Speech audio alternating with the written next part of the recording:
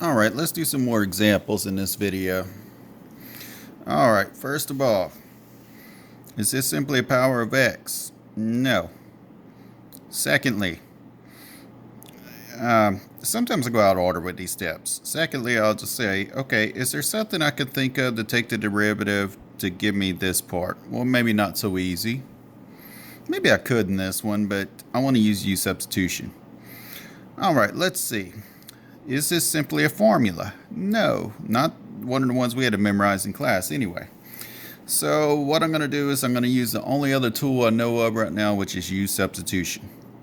Let me let U equal to, I'm going to say x to the fourth. And how did I know to pick x to the fourth? Because if I take the derivative of that, what am I going to get? An x cubed part, okay? Now, this is very fake at what it's like to do these methods of integration when you first start, okay? Why I say it's very fake is because you watch your teacher do it and then, oh, they just let you be this and they work it straight through. When you first learning this, it does not work that way usually. You pick a U, doesn't work. You try another U, doesn't work. Try another U, got it, okay. You just get better at picking U's as it goes. All right, let's go ahead and take the derivative of both sides of this with respect to x. All right, and let's multiply both sides by dx. du is equal to 4x cubed dx. All right, so let's think about this for a second.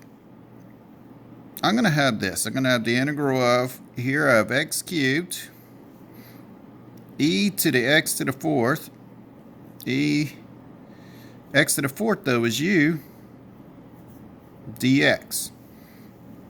Now, I don't like this because I have x's and u's in here. So, what do I have here? I have x cubed dx. So, let me put this x cubed next to the dx here.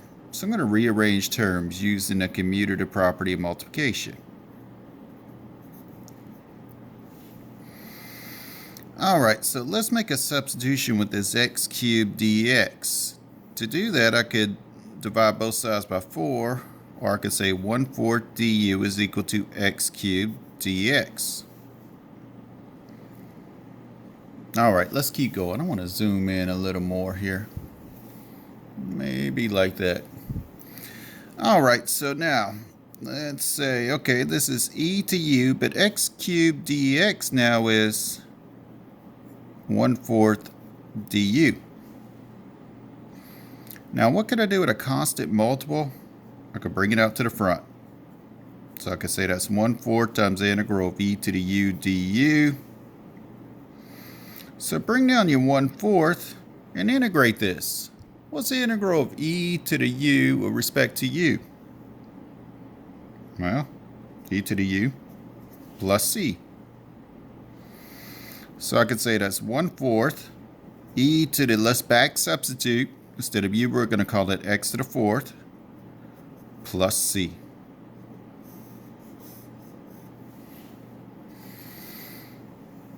Let's look at D. Part D, we're going to have to integrate.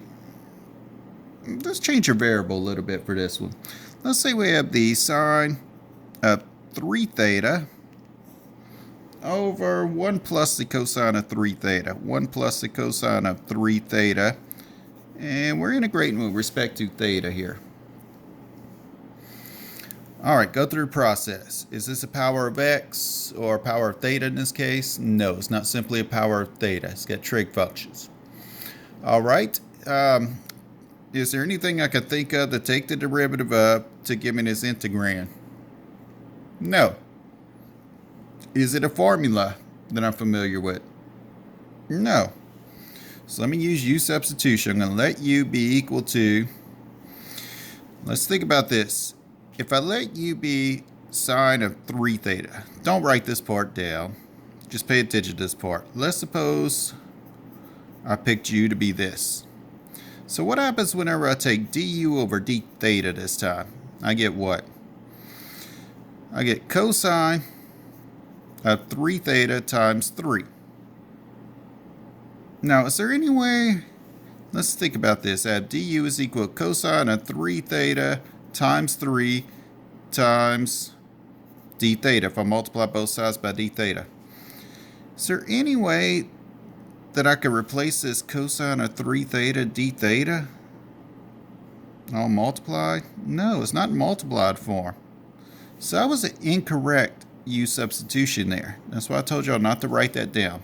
I wanted to show y'all what really happens when you work in these problems for the first time. Or what could happen, I guess. Alright, how about we let u be something else, like 1 plus cosine of 3 theta. Put it on the screen here. Maybe I'll zoom out a little bit. Alright, let's take a look at this now. What if I take the derivative of both sides with respect to theta? Derivative of 1 is going to be 0. Derivative of cosine is negative sine of 3 theta. Remember, we got to use the chain rule though. Times 3. So I can say du is equal to negative 3 sine of 3 theta times d theta. In other words, I multiply both sides by d theta, and I move the 3 out to the front here. Alright, let's break down what we have over here now, okay? We have the integral of this part right here, this denominator, called u. I'm going to do a rewrite though. I'm going to call this 1, and over on the side, I'm going to have the sine of 3 theta,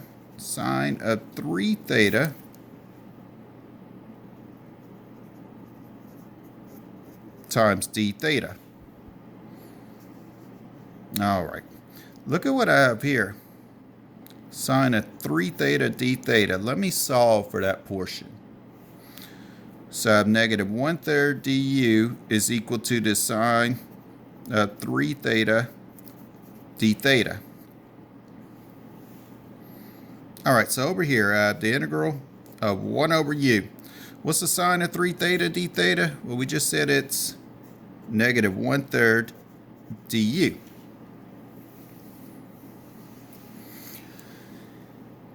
Let's pull out the 1/3, that constant multiple out in the front.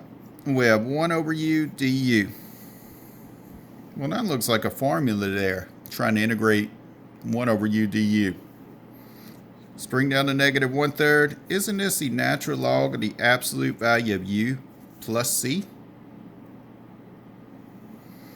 So that's negative 1/3 times the natural log of the absolute value of, let's back substitute for u. U was 1 plus cosine of 3 theta plus c. Alright, now I'm going to get a little fancy here, okay? I'm going to call this negative 1/3 natural log of 1 plus cosine of 3 theta in parentheses plus c. Now, how come I just lost the absolute value sides? Think about the cosine of some angle, whether it's 3 times that angle or some angle. What's the maximum value that cosine is going to give you? Think about the unit circle, or think about it, draw it into a cosine function. What is the maximum value that's going to give you? It's going to be 1. What's the minimum value it's going to give you? It's going to be negative 1. So what if I take 1 and add it to either negative 1, the minimum value, or something in between negative 1 and 1? Negative 1 plus negative 1 is 0. And if I take anything greater than negative 1 and add it to 1, that's going to be a positive. Well, what's the absolute value of either 0 or a positive? The same thing as not having the absolute value. So that's how come I could lose the absolute value signs there. Here is my answer.